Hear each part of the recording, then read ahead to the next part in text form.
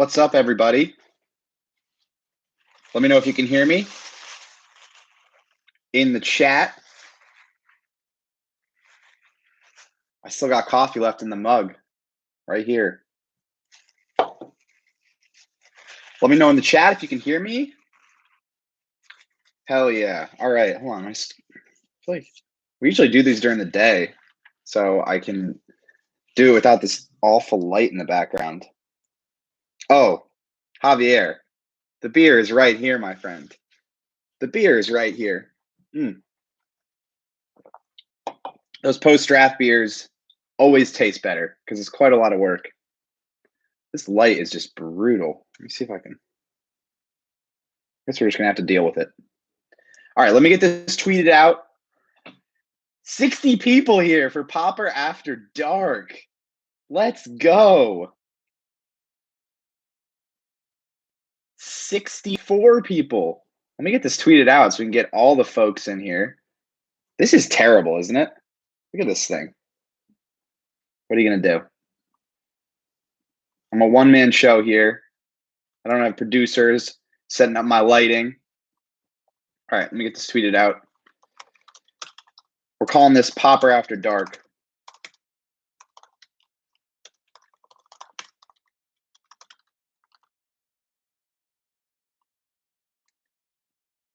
All right. We are good to go. All right. Wow. That's all I have to say. Wow.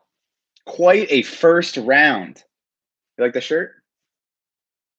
My girlfriend's mom got it for me as a Christmas gift. All right. Let's just get right into it. How are we feeling? How's everybody feeling? Rashawn Slater, offensive tackle, Northwestern, to the Chargers at pick number 13. I didn't think it was going to happen. I mean, if you've been reading me, if you were on the stream last night, you guys know that I really felt like Rashawn Slater was going to be off the board. I really did. But, we all saw how it went down. Not too many surprises, right? Early on, Lawrence goes 1 to the Jags. That was set in stone. Zach Wilson goes 2 to the Jets. That was set in stone.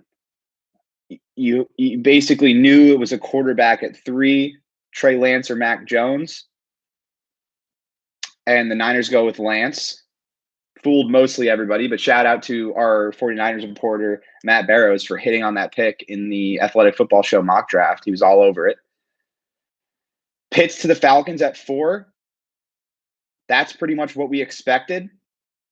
Bengals were on Chase. I mean, that was always going to be the pick. There's some rumblings that they could go Sewell. They obviously need offensive line help, but they make the pick that everyone pretty much expected there, and they go Chase. The Dolphins were always set on a pass catcher. They go with Jalen Waddle. Obviously, some intrigue there at 7. Right? Sewell's on the board. The Lions want to trade out. Does not sound like the Chargers really made an aggressive push there. And so the Lions stay at 7. They take Penei Sewell. Anthony Lynn gets one last jab at the Chargers. And then 8 was really the turning point, at least according to Brandon Staley and Tom Telesco, who we talked to a couple hours ago. The Panthers have a need at tackle. I mean, their starter at left tackle right now is Trent Scott. And anyone who has watched the Chargers know what that means. I mean, I like Trent. I think he's a serviceable backup player in this league. Obviously has some experience, but not who you want to rely on as a starting left tackle. Panthers go corner. They take J.C. Horn. Broncos go corner. They take Surtain. Eagles trade up to 10. Take Devontae Smith. And then all of a sudden, the Chargers are in business, right? Now, there was some concern that the Cowboys could go tackle. There was some concern that a team could trade up to 12 for Slater. But once the Bears moved up to 11 and made that deal to go get Justin Fields, Dave Gettleman trades back, shockingly. Bears go up and get their quarterback. Cowboys take Micah Parsons to beef up their defense, and all of a sudden, Rashawn Slater's there at 13. And like I said to you guys, if Slater is there, that's a no-brainer pick. No-brainer. So what does this mean? What does this mean? And I wrote a full column on this, so you guys will get the full breakdown, all the quotes from Staley and Telesco that mattered, all of my thoughts on what's going on. But I'll give you the Cliff Notes version here. The Chargers have a good offensive line.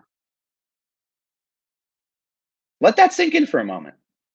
The Chargers, the Los Angeles Chargers, have a good offensive line. Right. The caveat is they got to stay healthy, absolutely. But you look at this starting group, and it's not like, okay, well, if this guy develops and this guy takes a step forward and this happens and that happens, well, maybe we'll have an average offensive line. That's always the conversation. Now it's, if this group stays healthy, you have an opportunity to have an elite offensive line as a pass protecting group and as a run blocking group. That is monumental. Monumental. And listen, Telesco is running the show, and you got to give him credit for getting it done this offseason. He goes out and he signs Corey Linsley, he signs Filer, he signs Ibushi, he drafts Slater in the first round, and he remakes this thing.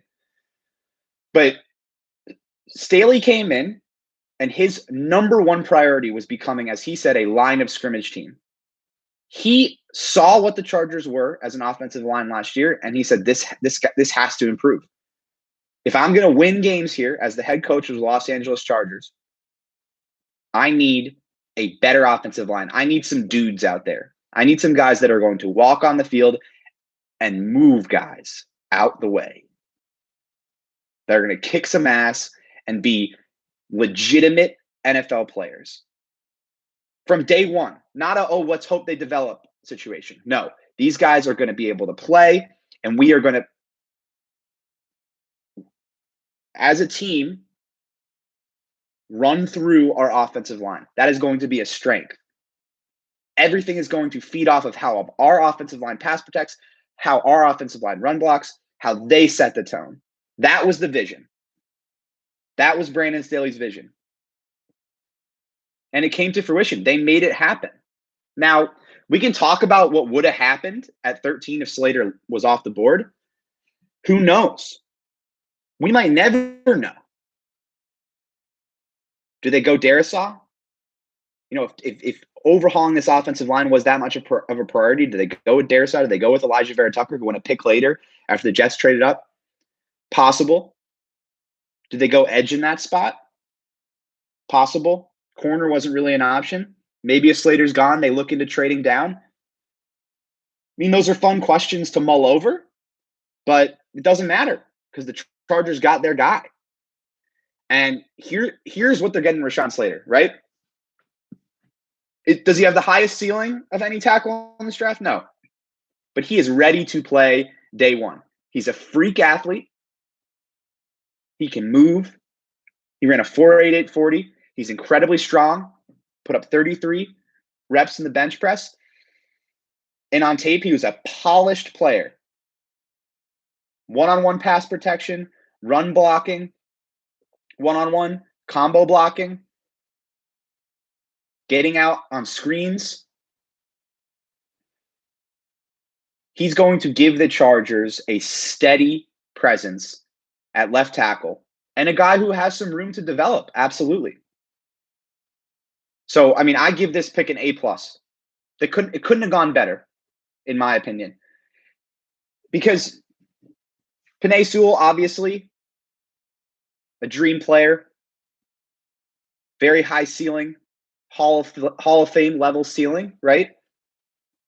But you're going to have to give up draft capital to move up and get him. In this scenario, the Chargers gave up no draft capital to get their guy at 13. Now they have 3 more top 100 picks to fill out the rest of this roster. I mean, You have to love it. You have to be ecstatic for what they were able to do in this first round. And the other thing I should add about Slater, high football intelligence, high football IQ. That's one thing that everyone talks about, including Staley. I mean, his processing is evident. His ability to diagnose fronts, to understand angles, all of those things that are essential to being a good left tackle. This isn't just a traits guy. This isn't just an athlete. This isn't a raw prospect. This is a polished player. And he is the immediate starter at left tackle.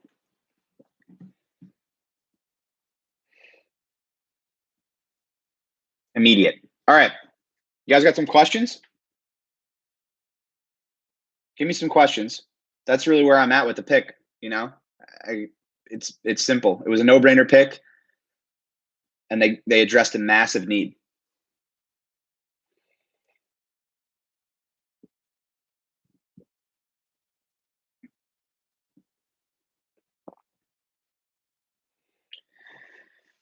Trade back with the Jets, pick up a third in Darrisaw. Slater's a better prospect than Darrisaw, no question about it.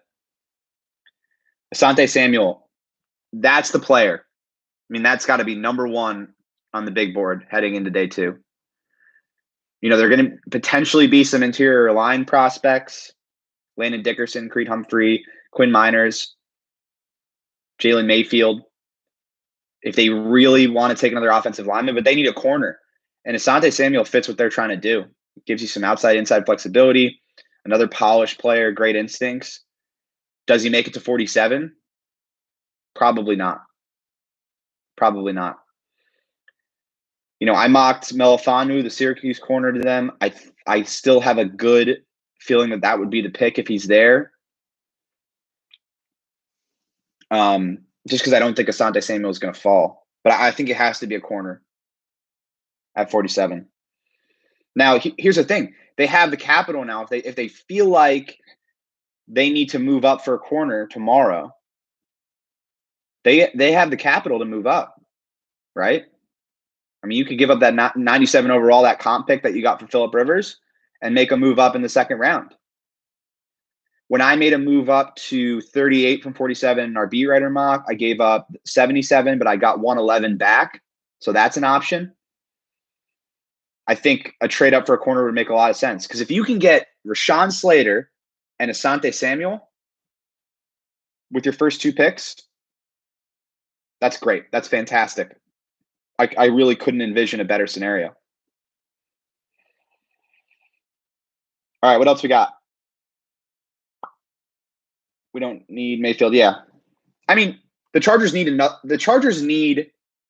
to draft an interior offensive lineman. They need a guard. They have no depth at guard. It's Tyree St. Louis right now. So that's a position they have to address, but it is a very deep guard group. They could get a starting caliber player at 77. They could even get a starting caliber player at 97. Some offensive line evaluators think that you could get a starting caliber player in the fourth round. So I do agree with you. I think it has to be corner. So here's one. Here's a good one. Moehrig, the safety out of TCU. That guy's a player. So, you know, they have options now. I think it has to be corner, but safety is also a big need. And if Moehrig is sitting there at 47, that's got to be a consideration.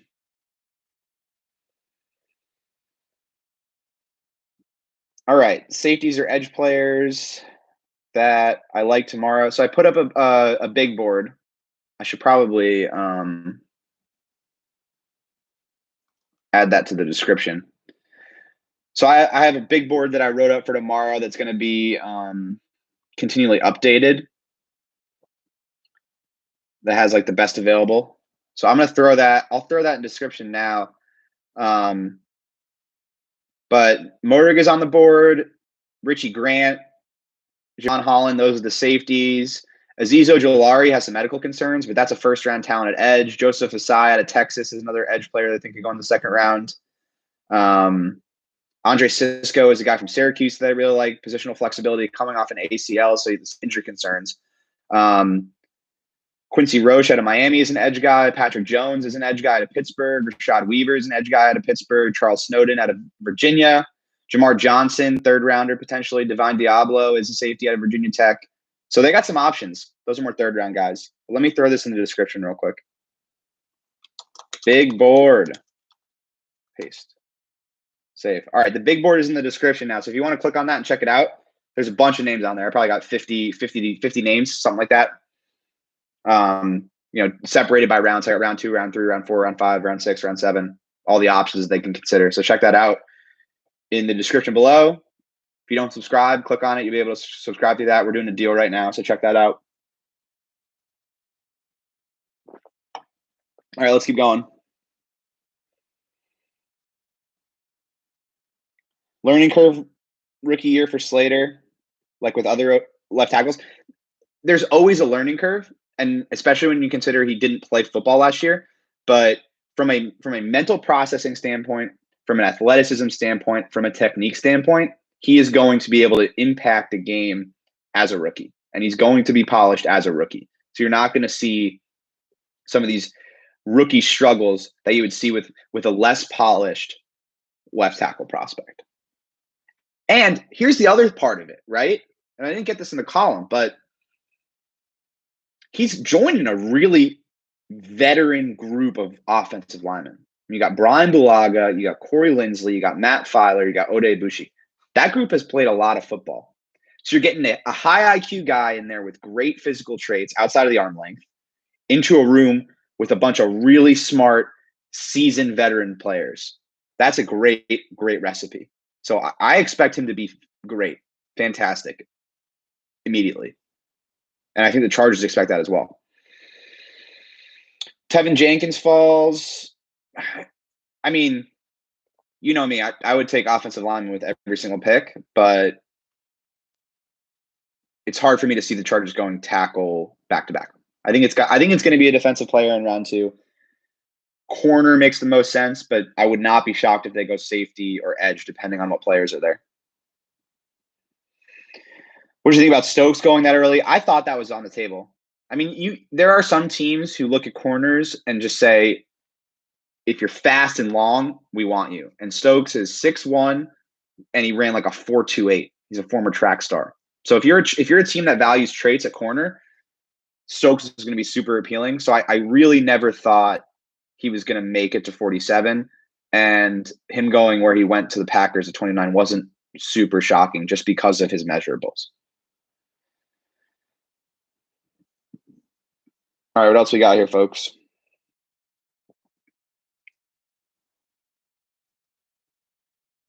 Slater has incredible footwork. Yeah. I mean, yeah, it's all of it.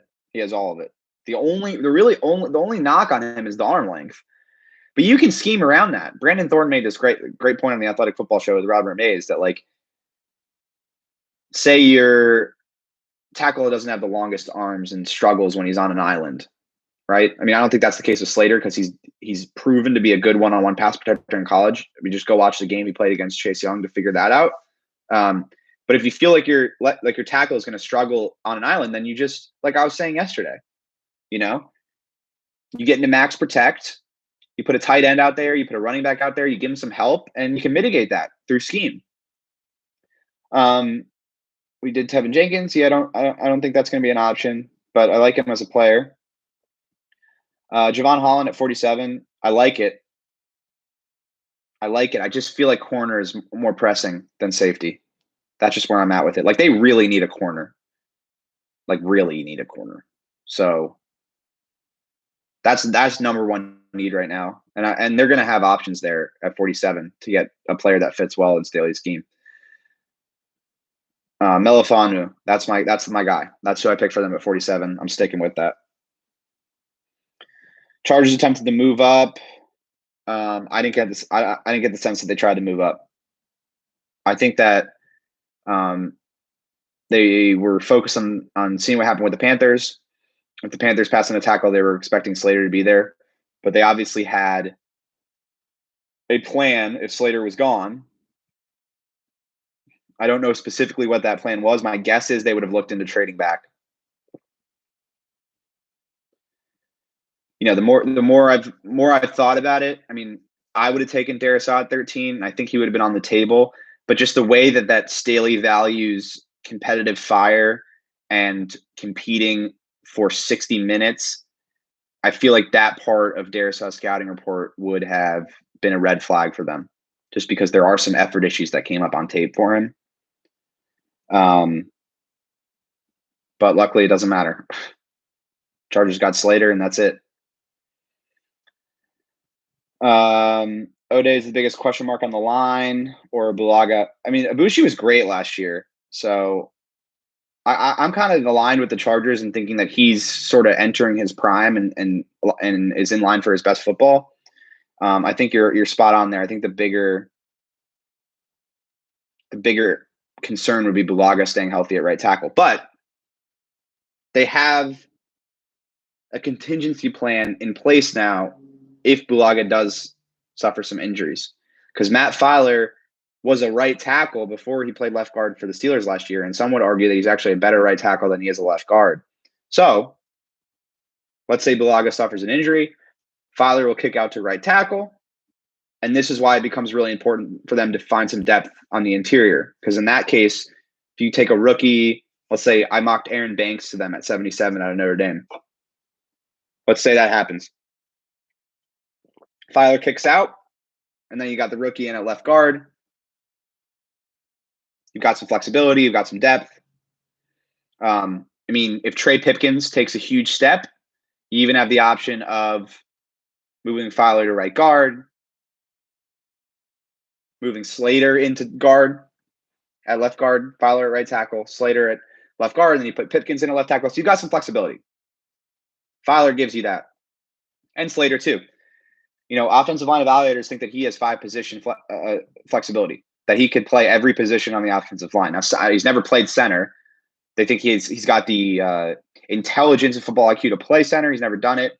So maybe it's 4 positions, but our Dane Brugler thinks that he could play all 5 positions on the line, and I know a lot of people believe that. Athleticism, football IQ, that combination makes him an option at all 5 positions.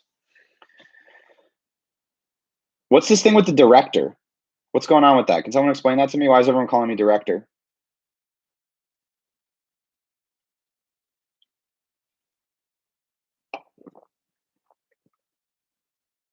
Waiting patiently. Someone explain that to me.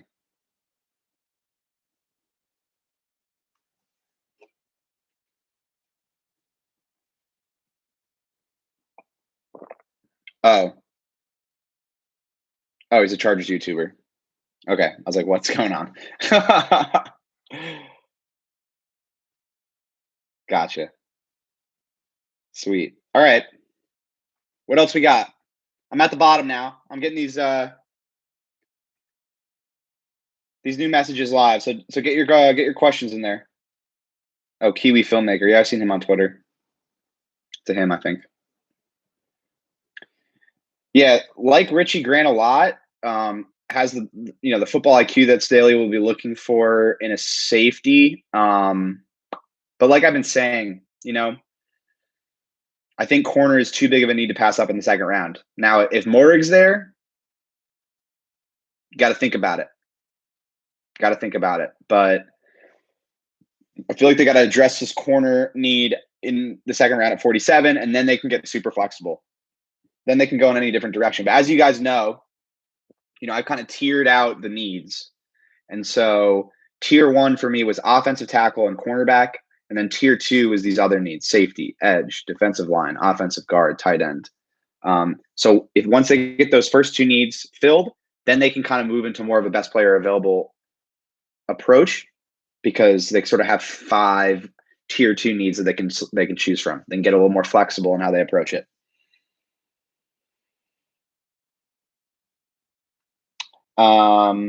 Favorite pick in the draft in terms of value. I mean, honestly, it was Slater, but you said not to say Slater. I'm looking through the picks right now. I like the Zaven Collins pick. Oh, I know. Kwity Paye to the Colts. That's a great pick. I mean, just like a classic Chris Ballard pick. Just taking the traits guy and slotting him into that really good defense. I think he's going to be outstanding. Worst pick, shocker, comes from the Raiders. What the hell are they doing? What are they doing? Like, what are they doing? Someone tell me what they're doing in the chat.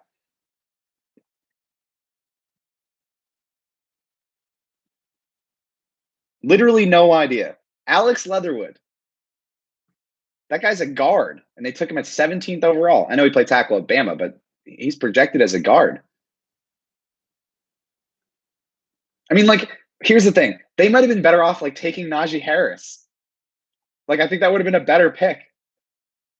So here's the thing. It's not Mayock. It's Gruden.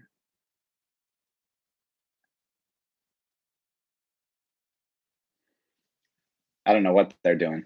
What did you guys think about the Rodgers stuff, by the way? What a crazy way to start the day. Like, settling in, just, like, doing my deep breathing exercises, getting ready, trying to relax for a few hours. And there's Aaron Rodgers just freaking getting – he's going to get traded to the AFC West? What's going on?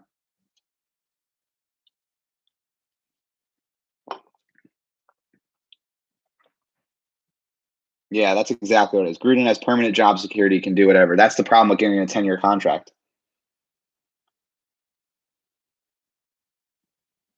Tebow stuff was crazier. Maybe. But seriously, if like a 27-year-old Tebow decides to play tight end, like he would have been really good. Now he's 33, though. He's washed up. But he's got the power of Jesus, so I wouldn't bet against him.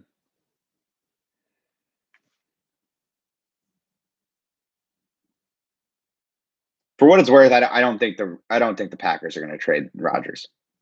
He'll be on the team next year, and then they might do something different in 22. You know, next off season, they might trade him. But also, what did the Packers expect?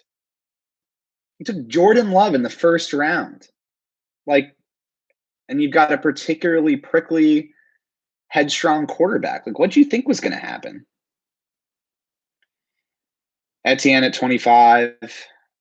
Yeah, that wasn't great, but not worse than Alex Leatherwood. It was like when they took Cleveland Farrell, 4th overall. You're just sitting there like, what are you even doing? Like, I thought Peyton Turner was a bit of a reach, but when you get into the late first, the stakes are not as high as those like top 15 picks. All right, I'm seeing a lot of you guys ask about the Notre Dame backer. I'm not even going to try to pronounce his name.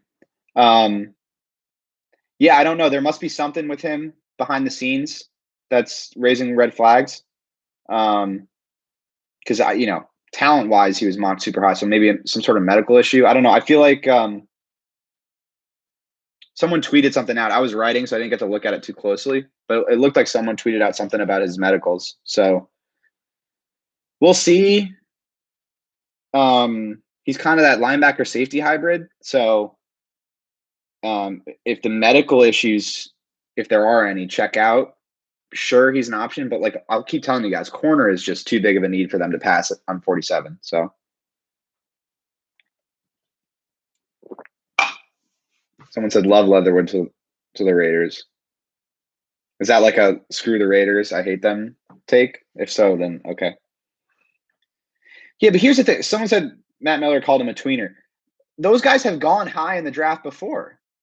I mean, Isaiah Simmons went 6th overall. So I wonder if it's teams seeing how some of these other picks have turned out with those linebacker safety tweeners and being like, well, it hasn't really worked, so we're not gonna take those players high. That could possibly be what's going on. Brevin Jordan, round 3, sure. I think that's on the table. But like I told you guys, I think they're gonna wait on tight end.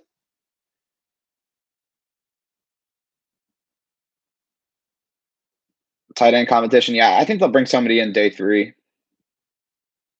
Cornerback at 47. I mean, the hope is that Samuel falls, but I think it's going to be Melifonwu, the Syracuse corner. Long, fluid. I think he's a good fit. Pat's crushed it with Mac Jones. He'll probably be good just because the Patriots have, perennially great coaching staff. So, and the thing with Jones is he's an elite processor. But I mean, today's NFL, man, like your quarterback's got to be able to move. I say that, and Tom Brady just won a Super Bowl at 43. But they had a great offensive line. So you either have to have a great offensive line that can pass protect, or you got to have a quarterback that can move. Preferably you have both. But, the reason Tom Brady was able to have success and not be mobile is because he is a genius operating the offense and has a very strong arm, a stronger arm than Mac Jones. Stanford cornerback in round 3, Paulson Adebo.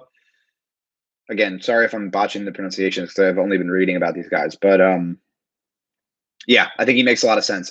So that would be like all your eggs in one basket scenario, though. So you pass on the corner at 47, take a safety or an edge player potentially, and you hope that Paulson Adebo's there at 77. But if he's gone, then what do you do? Robert Rochelle, Central Arkansas is an option. I have him in my big board. So Tyson Campbell, we talked about him yesterday. His major knock is ball skills. Didn't really make plays on the ball. Solid in coverage, great athletic traits, but just didn't make plays on the ball. And that's not really something that improves when you get to the NFL. So I would be surprised if the Chargers do that at 47. Rashad Weaver, I mocked him at 97 to the Chargers in my final mock. Adebo. It's Adebo? Okay. Paulson Adebo. I should know that because he went to school in California. Walker Little is not falling to the 6th or 7th round. He'll go tomorrow.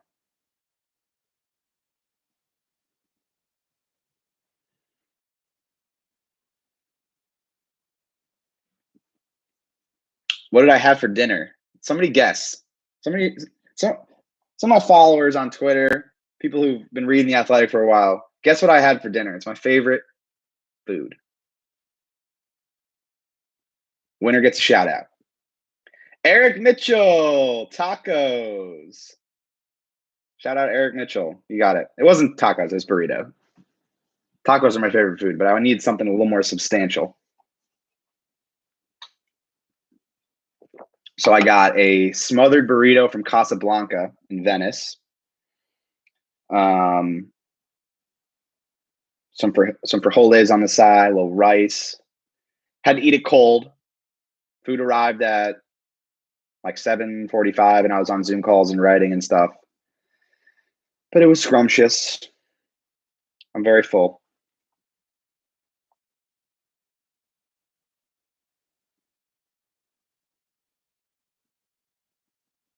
I think Little's going to go tomorrow. I would be shocked if he doesn't go tomorrow. I mean, like it's a risky pick just because he hasn't played in 2 years because he got injured in 19 and opted out of 20. But this guy was trending to be the top tackle in the class before he got hurt. So he's got all the traits, and someone's going to take a risk on him. Need to get down to San Diego for some Mexican food. So I went down and I went to the taco stand. Make sure, right? Is that it? In La Jolla. Actually, no, I went to the one in Encinitas. That was some good shit. Those tacos were fantastic. And then I tried to go to one of like the really famous places, but I went at lunchtime and the line was too long. So I left. I'm impatient. I'm working on it, guys. All right. Deontay Brown. We can't even talk about him. Are the guilty as charged guys in here? Because if I talk about Deontay Brown, they're going to get angry with me. I think he's an option personally. Big dude. Dropped some weight before his pro day. And the Chargers are looking for size at guard. They made that clear with what they did in free agency. So I think he's on the table, but I would probably expect them to go with some other options. The one thing Staley has revealed lately is that they are looking for athletes, guys that can move. And that tells me that they're going to be doing a decent amount of outside zone stuff, which they were running last year, but that's like the Shanahan inspired stuff, you know? So, you know, zone blocking, outside zone in simple terms is like all 5 of your linemen are blocking in one direction. You're blocking a zone and not a specific man, but it requires lighter, more agile, athletic linemen. So if that's the stuff they're trying to do, I'm not sure Deonte Brown would really be a fit, just because of his size. Just a heavier, more of a power gap scheme type guy. But I mean, it's gonna be a lot of screen game. They're gonna want their offensive linemen to be moving. That's why they loved Slater. So I think they'll go in a different direction than Brown. What else? Aaron Banks. Yeah, that's my guy. I mocked him to the Chargers. Landon Dickerson. He's on my big board in the description. Big board. Check it out. Click it. Subscribe. Read. Tweet at me. All of the above.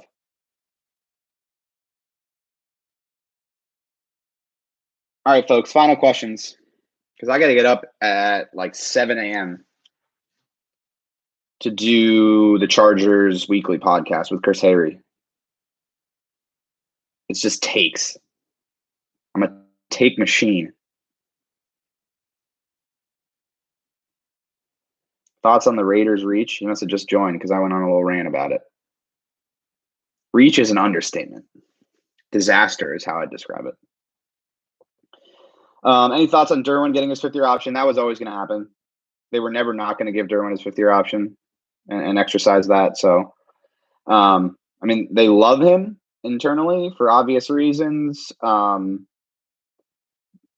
he's a great player. But for me, like, I can't say that was a good pick at 17 because he hasn't played. He played one season. He's missed 27 out of the last 32 games. So I can't say that's a good decision until I see him on the field this year. I mean, if he plays, he's in Defensive Player of the Year candidate. But that if is crucial, you know? And, you know, best ability is availability. I mean, that's a tired football cliche, but it's a cliche because it's true. Dickerson is constantly injured, yeah, but if he can stay healthy, he's a beast. So I don't think they're going to take him because he's really more of a center, but that's great value at 47. But like I was just talking about with Derwin, right? If he can't stay on the field, he doesn't help you. If I had to put money on who the Chargers would pick, well, I'll one-up you. I put my credibility on Melifonwu. Afiatu Melifonwu. I'm probably botching that name too. Someone come in there and tell me how to pronounce it. Afiatu Melifonwu, Syracuse corner. My credibility is on it because I put him in my final mock draft. You guys know the drill. When the beer's done, the stream's done. I'm going to come up with something that rhymes. Something a little more catchy.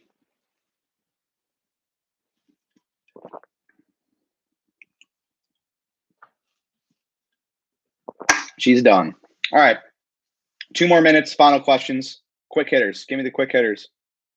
Pliny is a great beer. Facts. Kicker Day 3. No. Mike Williams extension. Don't think it happens. As I've been saying for months and months, I think he plays this year on the 5th-year option. Does Tom Telesco really draft well, or does talent just fall into his lap? I think he is an above-average talent evaluator, but he has not done a good enough job of allocating resources to the offensive line. Rivers coming for a retirement ceremony. Yeah, so Phil's just kind of living his life, living the dream. So I believe that's going to happen at some point, but I don't think he's in a particular rush to make it happen. Pat Freiermuth in the 3rd. Don't think he makes it there. Best spot to move up. I think the Bengals are going to be looking to trade back at a 38, so that could be an option. Badgley already has competition. They signed Tristan Vizcaino in free agency, so they'll have 2 kickers in camp. That'll be an open competition. Holland or Morig. Tremble available 3rd round. I think so at 77, but we'll see. Surprised at some of the edge players taking at the end of the 1st round. I think Ojulari's medicals were an issue. He has like a degenerative issue in his leg, so I think that shook up the board a little bit. Peyton Turner was a little bit of a reach based on the consensus board.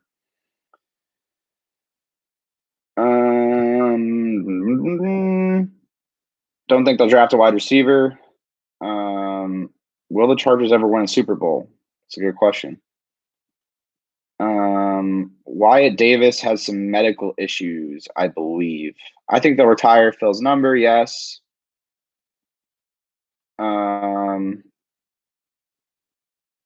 Eric Stokes to the Packers. I talked about him earlier. Traits guy.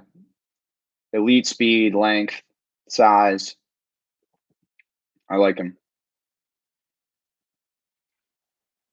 Thoughts on me wanting to punch a wall watching Trey Pipkins play football? I don't think that's on Trey. I mean, he was coming from Division II Sioux Falls. To draft a player out of a Division II school and expect him to play NFL football as a rookie and then excel in the year 2 when he had no practice time is just completely unfair. It's not on the player. It's on the Chargers for drafting that guy and expecting more out of him than they should have. Staley and Tom are doing press conferences every day, yes. Pipkins at guard. No, I don't think that's going to happen. Plesko was rated the 11th best GM in the NFL recently. That sounds about right. Maybe a little high.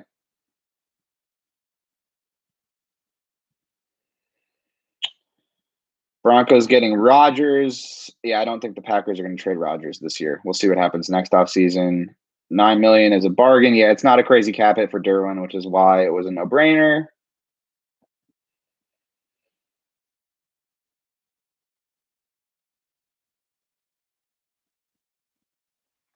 All right. Anything else, guys?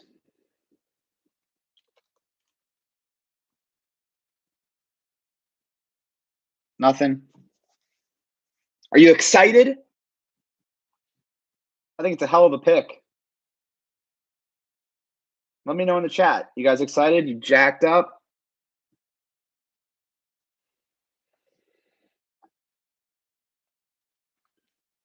Caleb Farley is drafted.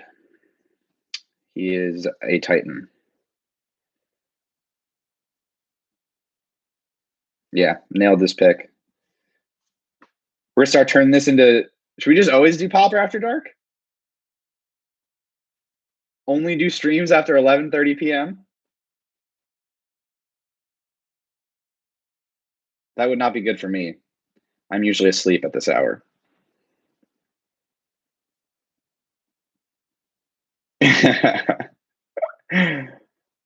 Well, I just want to say thank you guys for staying up with me and hanging tough with me there. I was getting my article written, which I'm going to tweet out now for you all, and doing Zoom pressers and stuff, but I still fit you guys in like I promised. So just to set the table and set the stage here, my instant reaction on Rashawn Slater is already published. My big board with the top prospects remaining that the Chargers should target is published. My column on the Rashawn Slater pick, published. Okay. We'll have analysis of all the picks tomorrow. The Chargers have 3 picks, 47, 77, 97. We'll have that analyzed. And then tomorrow, we will also do a live stream. It'll be a similar situation to what happened tonight. So I'll just have to keep you guys updated. We still got pretty good engagement here. So I'm thinking you guys are cool with hanging around and just sort of waiting for my tweets, which I appreciate. Appreciate each and every one of you for watching and interacting with me. These are a blast, and I hope you guys enjoy them. So we'll do that Friday, and then we'll have the whole thing covered on Saturday, and then we'll do like a final wrap-up stream on Saturday, and then I'm going to go to sleep for like 7 days and have more than just the one beer that I'm allowing myself every night. But keep yourself plugged into my Twitter. Make sure you're checking out theathletic.com/team/Chargers. All my content is on there. I've got this draft covered top to bottom. Thank you guys so much for waiting up for me, and we'll talk tomorrow, yeah? Deuces.